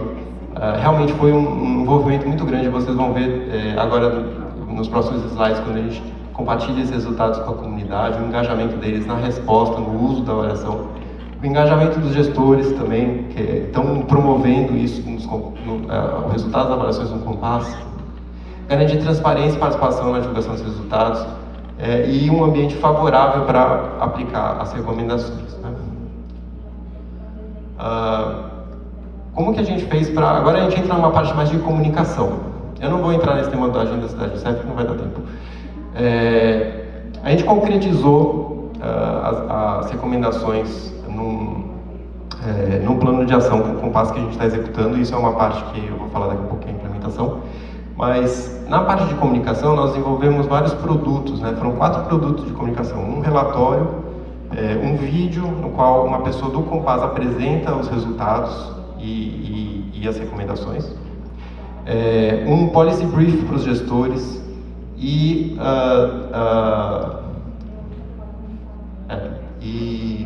relatório, policy brief, e a apresentação que a gente promoveu, né, com as pessoas. Essas são as descobertas, eu não vou entrar nesses detalhes.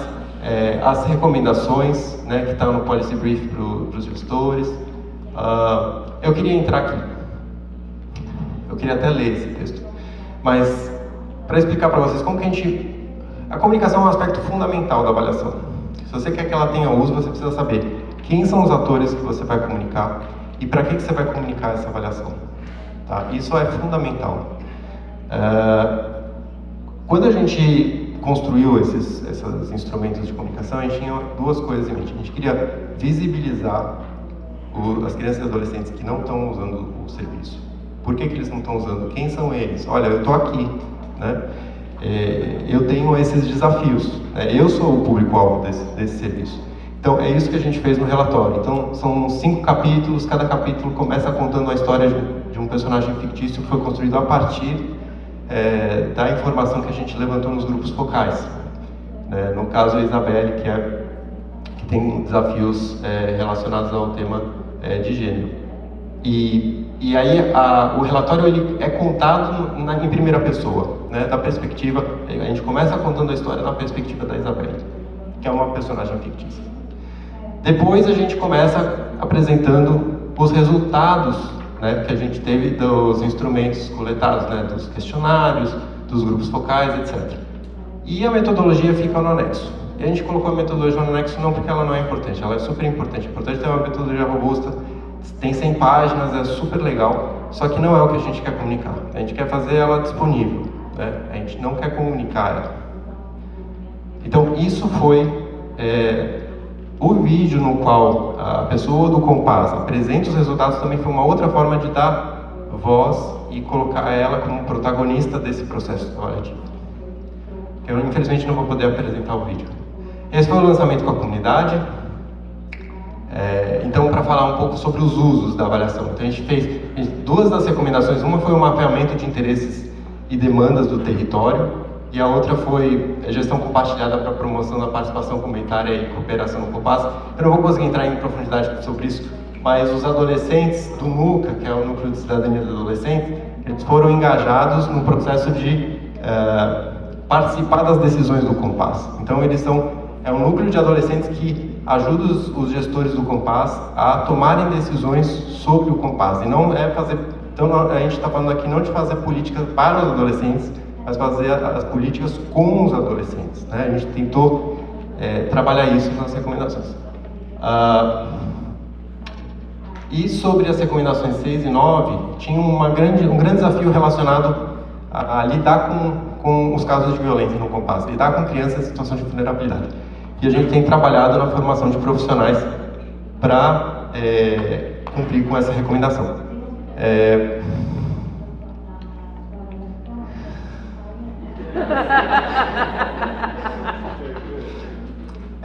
Eu queria deixar com uma mensagem final aqui que é claro que a gente tem 10 recomendações nessa avaliação, nem todas foram implementadas, muitas dependem de investimento pesado, né?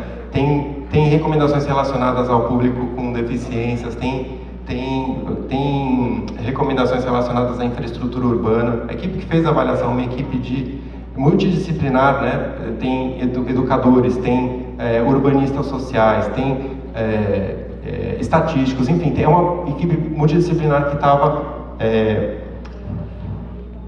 realmente buscando encontrar todos esses aspectos. É um patchwork mesmo. Então, eles buscaram encontrar todos esses elementos, consolidaram isso em achados e recomendações a partir do que foi feito, mas nem todas as recomendações são passíveis de implementação imediata. A gente pelo menos tornou isso visível, o prefeito tem isso em cima da mesa dele para poder tomar a decisão. Tá?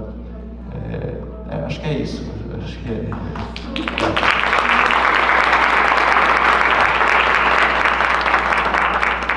Desculpa, é muita informação para pouco tempo. Obrigado, José Gilberto. E o que eu acho que tem várias coisas em comum aqui, mas o que eu acho que tem de comum é a paixão pelo trabalho. E aí 15 minutos é pouco mesmo para poder falar, e é tanta riqueza, né? Estava comentando aqui com a André sobre isso, né? Muita história de vida, muito desejo por compartilhar, e a gente tem esse limitante do tempo. 15 minutos fica pouco mesmo, infelizmente. Bom, a gente vai ter tempo para uma rodada de perguntas. Então eu gostaria de incentivar aí ao público. Já temos uma pessoa lá atrás, a Márcia vai levar o microfone. Pensei em mais ou menos umas 4, no máximo 5 perguntas. Quem mais? Esse é o momento rico ali, por favor, então, na sequência. Que aí eu prefiro que a gente faça, pode ser, a gente faça todas, vocês anotem aí o que foi de cada um, para a gente poder otimizar o tempo. Mais alguma pergunta da plateia? Não? Então eu vou fazer, pode ser? Bom, pro André e pro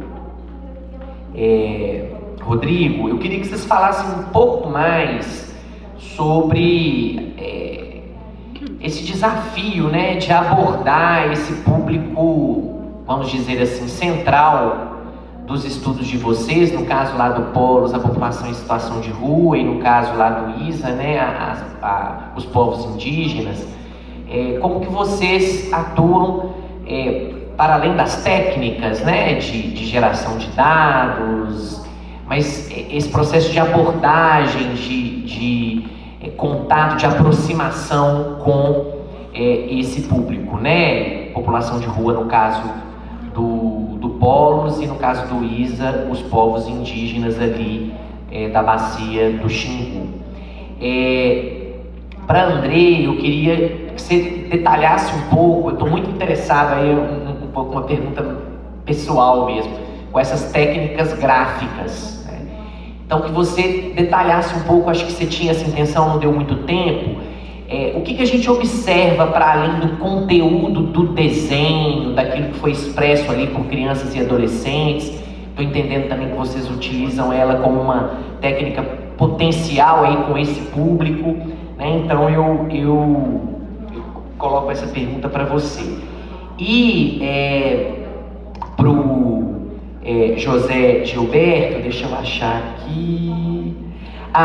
Você falou que um dos principais desafios, né, foi com relação à mobilização do público e o tempo. Queria saber como vocês driblaram esses desafios. A gente falou muito de avaliação participativa no primeiro dia no minicurso, e essa coisa do tempo da avaliação sempre aparece como se fosse um dos impeditivos ou dos desafios para a gente utilizar abordagens participativas, tá? E aí vou passar agora a palavra lá para a colega e para o colega aqui do canto. Boa tarde já a todos e a todas. Meu nome é Giovana, eu sou socióloga de formação, tenho mestrado e doutorado em demografia. Comecei a minha carreira atuando com metodologias qualitativas, então é muito bom ter uma mesa como essa. E eu queria primeiro fazer uma provocação, na verdade, para toda a mesa, que é, até pegando o gancho do que o José Luiz trouxe, da questão ética. Né? Então, assim, a gente tem a LGPD, que é a Lei Geral de Proteção de Dados. Isso é importantíssimo, não só no quântico, mas no qualitativo também. Além disso, a gente tem um termo de consentimento livre e esclarecido. E no caso de menores de idade, a gente tem o TAG, né? Que é o termo de assentimento. Então, ainda que os pais ou responsáveis possam aceitar e consentir, as crianças e jovens têm que assentir. Isso é fundamental a gente falar, principalmente no qualitativo, né? Porque muitas vezes os resultados das nossas pesquisas, elas ultrapassam, né? E aí, até fazendo um outro convite para todos, vocês já ouviram falar do teste do pescoço?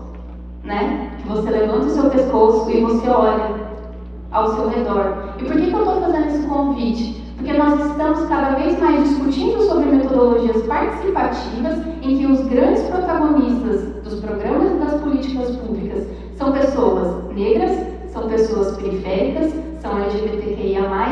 E eu acho que no momento que a gente vai chegar, e isso o qualitativo tem muito para ajudar, vai ser no momento que a gente tiver um seminário em que essas pessoas estejam também aí na frente. E eu estou só trazendo todos esses pontos porque é algo que eu venho batalhando muito, para que todo mundo entenda que quando a gente vai fazer o quali, a gente precisa também desse direcionamento ético. As pessoas, elas são sujeitos de direitos, e quando a gente entra com crianças e adolescentes, principalmente. Então, eu queria até parabenizar por você ter trazido, e fiquei curiosa também como que isso está sendo tratado nos outros institutos. Muito obrigada.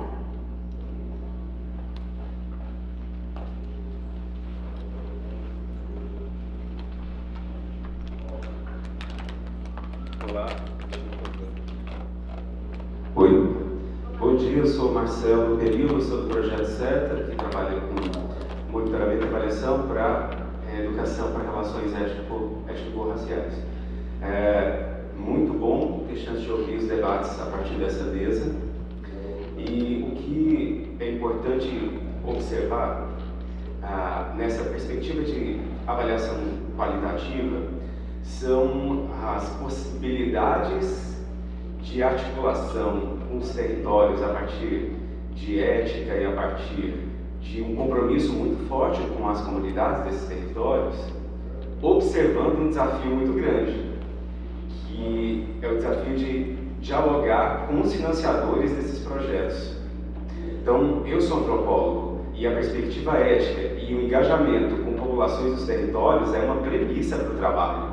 Só que quando o trabalho não é uma pesquisa acadêmica que é desenvolvida com financiamento de Fundação de Amparo à Pesquisa e CAPES, ou seja, com financiamento de bancos, financiamento de governos, a gente vai ter um desafio muito grande de negociar com agentes que talvez não queiram saber dos procedimentos éticos e de pesquisa que nós temos.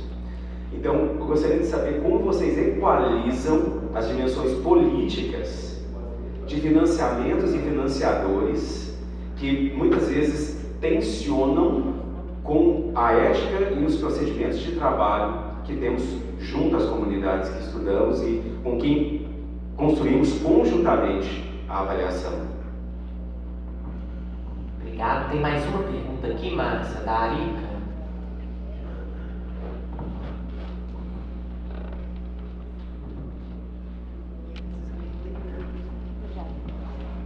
Bom dia a todo mundo.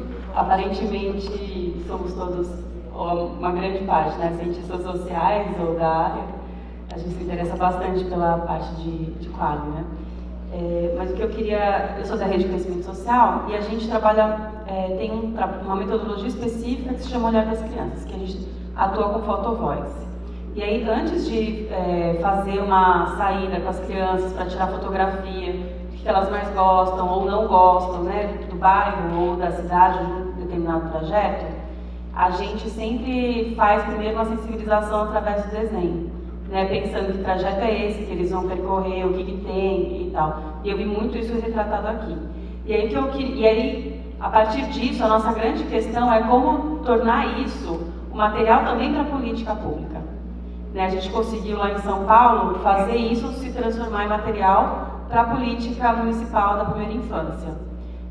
Só que a gente sabe o quanto que metodologias qualitativas elas são muito criticadas no campo por não ser científicas, né? Não ter o rigor científico, o rigor de dado. Só que a gente consegue transformar isso em informação. Né? Eu acho que o pulo do gato é transformar isso em informação, transformar isso em debate. Mas aí eu queria saber de vocês, né? Como é que vocês fazem esse pulo do gato? Quais são os desafios que vocês enfrentam, etc., para trabalhar esse tipo de formação, ainda mais sendo de crianças e sendo desenho, para discutir políticas públicas. Obrigado, vou passar então a palavra para vocês e vou pedir que vocês utilizem até 3 minutos para responder, porque a gente vai precisar sair até 12h30, tem uma surpresa, não saiam, não vão almoçar ainda, que vai ter uma surpresa agora, não posso contar o que é, tá, pessoal? Por favor. Técnica de mobilização e engajamento das pessoas. Isso que eu ia sugerir, de repente seleciona as perguntas e tal, se vocês quiserem. Tá. Bom, vou então falar um pouco de uma forma mais genérica, respondendo as perguntas. Acho que a tua pergunta é super pertinente da questão do LGBT. Para nós, isso é uma base conceitual, estratégica e princípio, está no nosso regulamento. E aí, o que a gente precisa considerar é assim, que muitas vezes também essas pessoas, elas estão invisíveis. São talentos invisíveis e elas precisam de visibilidade. Visibilidade tem um rosto, tem uma voz, tem uma forma, tem um corpo. Não pode ser simplesmente algo que você vai quantificar ali com... A gente sabe das leis. Então, todas as imagens que a gente colocou aqui, em todas elas nós temos as autorizações e temos o desejo. Quando eu estava no aeroporto e coloquei que eu estava vindo para cá, a quantidade de WhatsApp e de pessoas torcendo, dizendo assim, você é a nossa voz lá, faça acontecer. Isso é incrível, porque as pessoas querem isso. Então, acho que isso é respondendo isso. Respondendo a tua pergunta e um pouco do que se falou, quando a gente olha um desenho, uma parte gráfica, a gente, além de observar o conteúdo que tem ali, você vai observar a forma como aquela criança, aquela pessoa pega, maneja o material que ela vai usar, as cores que ela escolhe, o espaçamento da folha, os elementos que ela dá, o ordenamento, as emoções que ela está querendo trazer ali, porque se o risco é de um jeito, é de outro, o dia dela pode não ter sido tão bom, ela vai reproduzir isso, ou seja, um desenho ele tem múltiplas funções avaliativas, viu, Marco? E é um mundo, e sim, é científico, sim, a gente consegue encontrar ciências, a gente consegue encontrar autores, depois a gente pode conversar bem, isso é uma coisa que eu gosto muito de trazer realmente a credibilidade científica. E uma coisa muito relevante é você observar, principalmente agora no efeito pós-pandemia, o quanto o uso da arte e da expressividade é importante para a gente resgatar seres humanos que estão gritando ali nas escolas, estão gritando nas suas comunidades, estão gritando e precisando de apoio. Então, a arte é muito significativa para isso também, e por isso a gente precisa ter profissionais qualificados, sensíveis e habilitados, tá? Acho que essa é a resposta. E, por fim, só queria finalizar aqui nos meus 3 minutos, não sei se já passei os 3 minutos. Ah, tá bom, então vamos lá. Então só finalizar aqui algumas coisas relevantes que são, né? Como pulou tudo, né? Os slides foram pulando, já nem sabia se eu estava indo, voltando da serra, descendo, enfim. Mas quando o IDIS foi fazer o processo avaliativo com a gente, tive que passar rápido, né? Daniel tá aqui, que honra, que alegria. A gente fez isso na catástrofe de São Sebastião. Após uma pandemia, a gente viveu um processo de catástrofe, vocês fazendo avaliação com a gente, lembra? Foi uma loucura, a gente salvando vida e fazendo avaliação, e tendo que dar prazo com a Petrobras, né? Falando isso. Vocês efetivamente significaram muito do que a gente fazia e acredita e faz até hoje, e nos fizeram refletir sobre muitas coisas.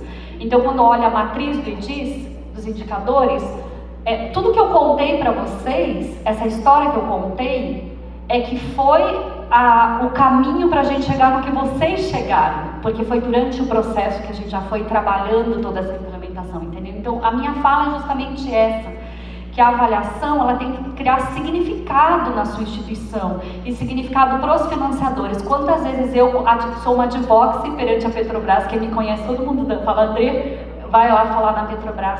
Quantas mudanças substanciais e quantos diálogos eu fiz junto às empresas para que elas olhassem de um jeito diferente para as comunidades e territórios. Inclusive, quem vai avaliar a gente precisa conhecer o território, não pode fazer perguntas que não tem nada a ver, né? Já começa por isso, né? Assim como Santos Brasil, agora falando o nome, financiou esse projeto nas palafitas, nas comunidades, uma área portuária que impacta ao extremo essas comunidades do entorno, com doenças respiratórias, inclusive, e aqui a empresa sabe, eu falo disso, porque apesar de trabalhar com as instituições, eu sou uma pessoa que tem uma integridade, estou lá, né, por aquele trabalho.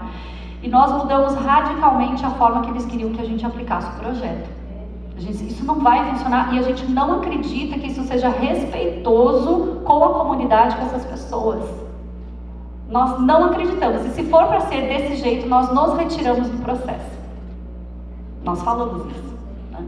E aí a gente teve então autonomia para seguir por causa da Voz dos Oceanos também, que é um super parceiro. Mas eu acho que é isso. A gente precisa ter ética, precisa ter integridade, precisa aplicar aquilo que a gente acredita e que não é o melhor para nós, mas é melhor para aquelas pessoas e para aquele território. Nós não podemos ser subjetivos ao ponto de ter ego maior do que o eco que a gente vai causar. Então esse é o recado final que eu deixo para vocês, todos para nós, para mim também.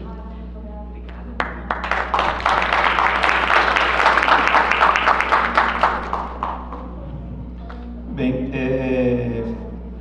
pelo tempo aqui, com relação, eu vou unir duas questões com relação aos desafios na abordagem, aproximação com os públicos e também a questão dos dados, a legitimidade, essa última pergunta. Assim, eu acho que um ponto que eu acho que é muito interessante é porque o Polos, ele é um programa necessariamente de extensão universitária. O que isso significa? Que nós vivemos, dialogamos com esses públicos, com a população em situação de rua, com pessoas, famílias, comunidades, por exemplo, atingidas por empreendimentos minerários, diariamente nos nossos trabalhos. Então isso facilita sobremaneira esse diálogo e o estabelecimento de relações de confiança que são tão necessárias para o estabelecimento de qualquer ação, inclusive de uma prática avaliativa. E mais uma vez, como nós a todo momento estamos com as pessoas e fazemos as avaliações com as pessoas, definindo estrategicamente o que faremos, como comunicaremos, sabe, quais aspectos éticos realizaremos, né, assim, observaremos e tal. E eu acho que esse sentido do trabalho desenvolvido e das práticas avaliativas, eu acho que ele fica, entre aspas, facilitado, sabe? Só lembrando aqui uma autora que eu gosto muito, que é a Isabelle Stengers. Ela vai dizer num livro dela que é Uma Outra Ciência Possível. É muito interessante que ela vai dizer que partilhar não significa explicar ou comunicar, mas sim aprender com os outros, graças aos outros e arriscando-se com os outros. E isso nós fazemos diariamente com essas populações, com esses grupos, com essas pessoas com as quais nós trabalhamos. Nós somos o primeiro grupo da UFMG a chegar em Brumadinho após o rompimento da barragem na mina do Córrego do Feijão, porque nós já estávamos lá, nós já desenvolvíamos trabalhos em Brumadinho e sem o menor compromisso de saída de Brumadinho. Nós estamos lá hoje, a todo momento, com as pessoas, com as famílias, com as comunidades, com os grupos, dialogando, vivenciando, como eu disse, sempre pensando, né, permitindo dialogar, refletir criticamente sobre tudo aquilo, mas também nos deixando afetar e percebendo as afetações criadas. E para finalizar,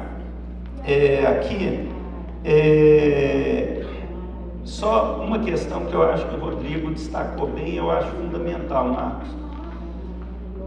Com os rompimentos de barragens, com as grandes tragédias, a gente também está acompanhando e tem trabalhado com o pessoal, o povo, né, do Rio Grande do Sul.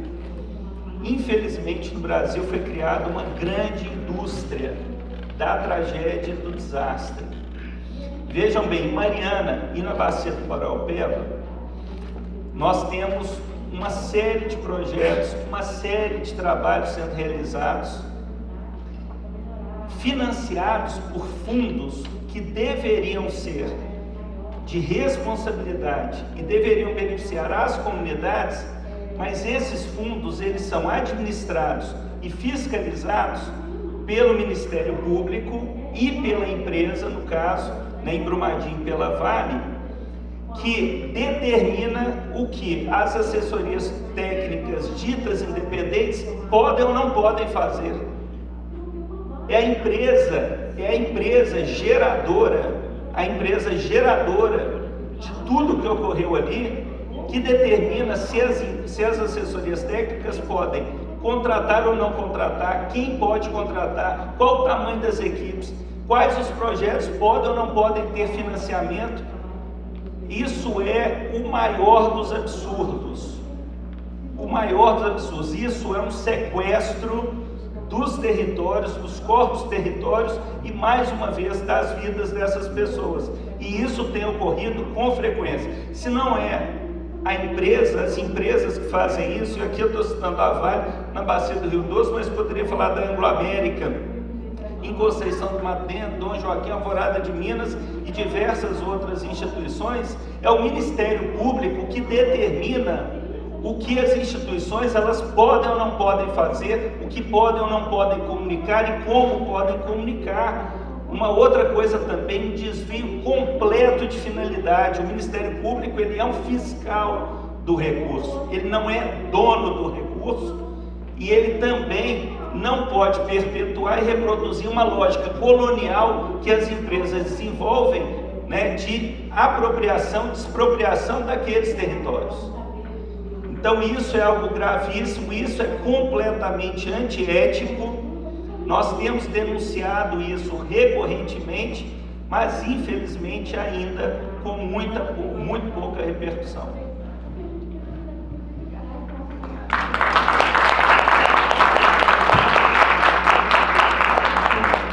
Vou tentar aqui ser rápido também, uns 3 minutos. Então, o Instituto Socioambiental, na organização que atualmente eu sou secretário executivo, a gente tem 7 escritórios nos territórios que a gente atua. Então tem um princípio muito caro para a gente, que é ter relações acumuladas nesses territórios. Então a gente tem, o Xingu eu coloquei como exemplo, né? A gente tem um escritório em Altamira, tem no Pará e tem um escritório em Canarana, no Mato Grosso. No Amazonas a gente tem que a gente trabalha na Bacia do Rio Negro, na Tríplice Fronteira. Tem um escritório em São Gabriel da Cachoeira, em Manaus e em Boa Vista, que é o trabalho que a gente faz com o Zé Romano. Então, e sempre observando uma valorização do reconhecimento dos profissionais que são da região, que são do território, né? Então, essa abordagem, Marcos, você perguntou, isso é um princípio nosso.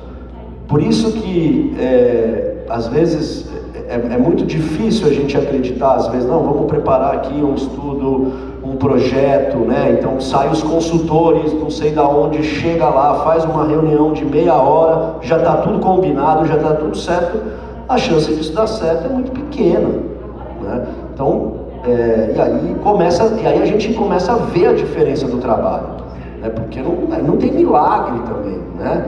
Porque se eu fazer um trabalho desse, que a gente quer realmente gerar as transformações, sem ter um mínimo de confiança estabelecido na relação, não tem como. A não ser que você queira comprar essa confiança, porque tem muitos projetos e muitas organizações que insistem em fazer isso, né? Agora, claro, aí o resultado ele vai ser, né, para um relatório de ESG, para algum outro tipo, e aí isso aí também pode estar valendo para quem quiser. Então, e até dialogando com a pergunta do parceiro ali, eu acho que hoje existe, como eu comentei, né, essa simetria de poder e de financiamento. É muito difícil uma organização, sobretudo quanto menor ela quanto mais dependente desse mercado de projetos, porque ela disputa recursos no mercado de projetos, né? E ele é muito perverso, esse mercado de projetos, por vários motivos, acho que quem conhece sabe. Então, você vai ler o contrato depois que ele já está assinado, porque eu preciso do dinheiro para pagar o salário no final do mês. Acho que muitos assim. Hoje a nossa organização não está mais nessa situação, que nos permite ter um diálogo em pé, mais em pé de igualdade com esses possíveis financiadores em alguns aspectos. Primeiro, influenciar os editais que vão sair. Eu acho que a gente tem um trabalho com isso, com esses, de todos, né? Eu acho que em vários desses grandes financiamentos, porque vocês estão percebendo, sobretudo nessa agenda climática, agenda ambiental, recurso parece que é o que menos falta hoje, tem muito recurso. O problema é ele conseguir chegar e capilarizar nos territórios, porque o grau de exigência para esse dinheiro chegar lá é um absurdo, né? É algo que você vai gerando uma seleção adversa e fica com as mesmas organizações, né? Como também quem está envolvido nisso sabe. E por causa daquilo que eu comentei, que não estão dispostos a compartilhar risco nessa operação. Então isso, enquanto essas organizações de fato não saírem desse lugar, vai ficar muito difícil você acreditar que essa mudança vai acontecer de uma maneira mais ampla.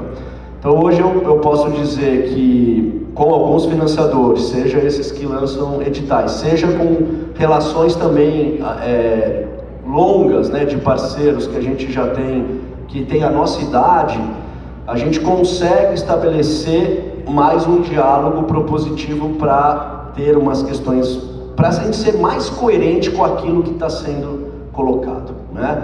O que você financia, como você cobra isso, né?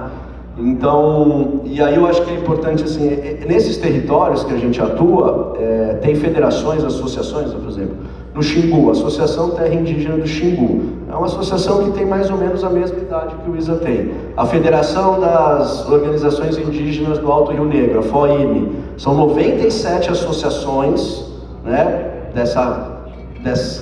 do Alto Rio Negro, que é na divisa com Colômbia e com Venezuela, que estão nessa negociação. E hoje, essas associações já estão negociando diretamente com alguns financiadores que entendem isso, mas muito longe de conseguir negociar diretamente com o BNDES, com o Banco Mundial, com o BID, porque isso é algo que a gente conhece também exemplos de organizações que para algum projeto a gente fala, olha, a gente não sabe se te parabeniza ou se te dá os pêsames, né? Porque a gente conhece na nossa história organizações que tiveram que fechar, que os seus representantes legais estão respondendo processo até hoje, né, comendo patrimônio, porque foram condenados, né, por práticas supostamente que não compreendiam, mas que era muito uma questão burocrática de execução do projeto e que, como a gente está falando, uma execução na lógica de um financiador, porque ele está só preocupado com a teoria de mudança e com o marco lógico que está colocado aquilo. O que está acontecendo no território é um mero detalhe.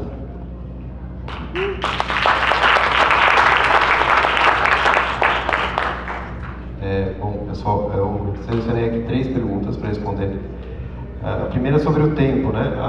O principal constrangimento que a gente tem em relação ao tempo quando a gente está realizando avaliações é ser relevante para a implementação do projeto, né? Então, a gente tem que ser relevante e o projeto está acontecendo, quanto antes a gente conseguir informação, quanto antes a gente vai conseguir atuar sobre o projeto. Mas também tem constrangimentos burocráticos, tem outras questões que a gente sabe que também atrapalham o tempo de implementação. No caso dessa avaliação do Compass, a gente deu um pouco de sorte, porque houve um pequeno atraso, não foi muito relevante. A nossa atuação em Recife é bem focada no bairro do Ibura. E no Ibura estavam para construir um Compass, que é o Compass Paulo Freire, né? Ele estava previsto para setembro do ano passado, foi construído em fevereiro, assim, foi inaugurado em fevereiro. Estava previsto para setembro e foi inaugurado em fevereiro. A nossa avaliação, a gente conseguiu apresentar os resultados em setembro. Então a gente conseguiu antecipar essa apresentação, a gente conseguiu garantir que ela fosse timing, né, nesse sentido. Só que a gente deu um pouco de sorte porque a inauguração foi postergada para fevereiro. Então, como que a gente conseguiu resolver isso? Primeiro, o acompanhamento regular do comitê científico foi um ponto bem positivo no processo. Isso gerou engajamento das pessoas e foi fazendo a pesquisa avançar. Então, a gente sempre, a cada 15 dias, apresentava o status da pesquisa, discutia sobre isso e avançava. Então, esse foi uma estratégia bem interessante. A segunda, eu acho que é fundamental a clareza e alinhamento entre os atores que estão participando da avaliação em relação ao termo de referência. Então a gente tem que ter clareza assim, da metodologia que a gente vai usar, de um cronograma bem feito, né? A empresa precisa seguir o cronograma, ter as entregas bem definidas. Então acho que esses dois elementos ajudam muito a gente a garantir que a pesquisa aconteça dentro do tempo que foi planejado. Agora realmente alargar o prazo é uma questão mais de negociação, é um pouco de sorte, como foi no caso dessa avaliação em particular. Sobre a identificação das crianças, né? Como o desafio relacionado à identificação das crianças. Primeira estratégia que a gente adotou foi ter equipes locais que conheciam o território e conseguiam acessar as crianças, né? Tinham uma rede já articulada de atores do território para encontrar essas crianças. Então, esse foi um ponto. Uma coisa muito importante para garantir que essas crianças participem, né, da avaliação é ter flexibilidade e empatia com a situação delas, né? Então, entender bem as questões logísticas para poder garantir a participação dessas crianças e adolescentes, né? O transporte, a alimentação, garantir um horário adequado para fazer as entrevistas. Então, isso é bem importante para você conseguir reter as pessoas e conseguir engajar elas na pesquisa. E a terceira pergunta sobre o uso de pesquisas quali com crianças nas políticas públicas, eu concordo totalmente com o que o André disse. Assim, as metodologias são científicas, né?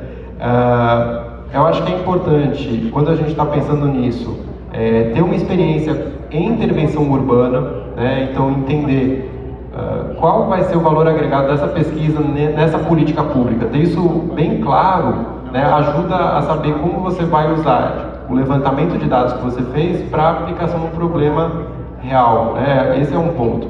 E eu acho que a gente está vivendo um cenário, uma oportunidade, na verdade, porque tem vários governos, eu trabalho na região do semiárido, e tem vários governos ali na região do semiárido que estão priorizando crianças nas políticas públicas, seja por meio de orçamento, dedicando orçamento para políticas voltadas a crianças. Há um interesse muito grande sobre esse tema. Então eu acho que a gente está vivendo uma oportunidade crescente de trazer essas metodologias e recomendações que vão na direção dessa prioridade dos governos locais, né? Não, é só para... Não, é 30 segundos mesmo. Eu acho que não se falou aqui, Marco, de colegiados nas regiões, sabe? Eu acho que mais do que só as secretarias de política pública do governo, que é alternado, mas os colegiados são fóruns muito significativos para enraizar. Eu queria só deixar isso, porque acho que é uma dica preciosa que eu vejo muito pouco potencializada no Brasil. Assim. Gente, vocês me desculpem aí pelo apuro do tempo. Quero agradecer imensamente, em primeiro lugar, claro, aos nossos 4 painelistas aqui, mas também ao público que ficou até agora.